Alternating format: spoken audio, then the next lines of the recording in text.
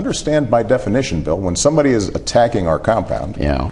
that's an act of terror, which is how I characterized it the day after it happened. Well, the president's sticking to his guns and telling Bill O'Reilly he called the Benghazi attack an act of terror right from the start. But is an act of terror really the same as a terrorist act? You heard what the president told Bill yesterday. Here's what he said to the nation back then. No acts of terror will ever shake the resolve of this great nation. All right, that was the day after the attack. But do those two statements mean the same thing? South Carolina Republican Senator Lindsey Graham says no, they do not even close. So, Senator, you're arguing the president's trying to have it both ways, that he immediately seized on this as a terrorist act when, in fact, he did not. No, I'm telling the public the president misled the nation about what happened in Benghazi. Last year, he got the Lie of the Year award for saying if you like your health care, you could keep it. He's going to have back-to-back titles by saying this. How do you reconcile what Susan Rice told the nation on 16 September, the spokesman for the administration, when she said there was no terrorist attack, no al-Qaeda involvement, this was a protest caused by video, and she told the nation there was no terrorist attack, no al-Qaeda involvement, when in fact there was, and the president himself started talking about a protest caused by video, because if the truth had been known 7 weeks before an election, that it was an al-Qaeda-inspired terrorist attack you could see coming for a long time, his re-election was at risk. No, they manipulated the facts to get re-elected. And the reason Benghazi doesn't go away, it's not a Fox News story, it's not a Republican story, it's an American story, and people want to know more because 4 dead Americans.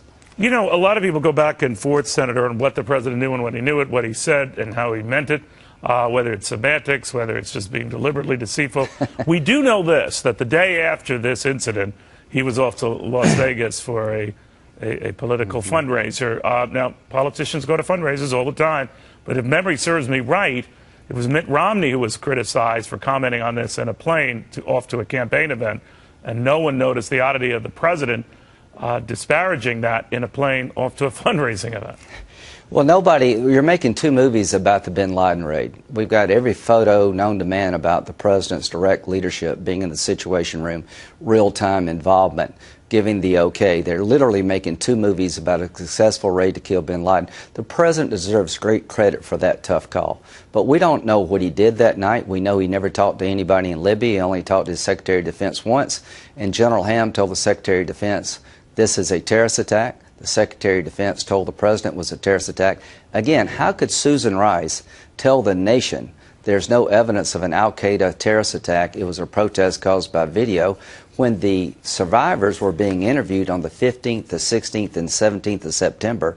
She's on television on the 16th of September being definitive about no terrorist attacks when every survivor said there was no protest. Clearly, they were trying to politically shape the events in Benghazi because it's 7 weeks before an election, and this will catch up with them eventually because they're misleading us, and the president is still misleading us. You'd have to suspend disbelief, as someone famously said, to believe what the president said to Bill O'Reilly.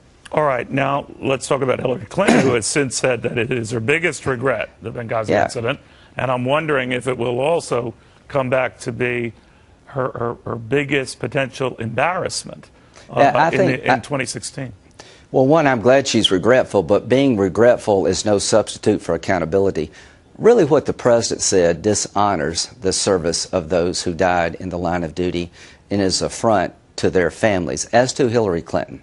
Susan Rice said the reason she appeared on television on the 16th of September, 5 days after the attack, is because Hillary was distraught and had a tough week, and she couldn't be on television.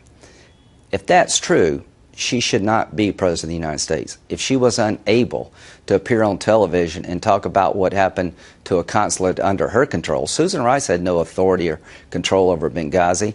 If that's true, if Susan Rice is telling the American people the truth, Hillary Clinton should never think about running for president because she's not qualified. Well, the bottom line was the administration put Susan Rice out there. They didn't put Hillary Clinton out there. Well, right, but Susan Rice is given an excuse for her being there, saying that our Secretary of State just couldn't, she couldn't do it. Well, if that's true, then she shouldn't be president. But if Susan Rice is lying about that, then why? Well, good point, Senator. Thank you very, very much.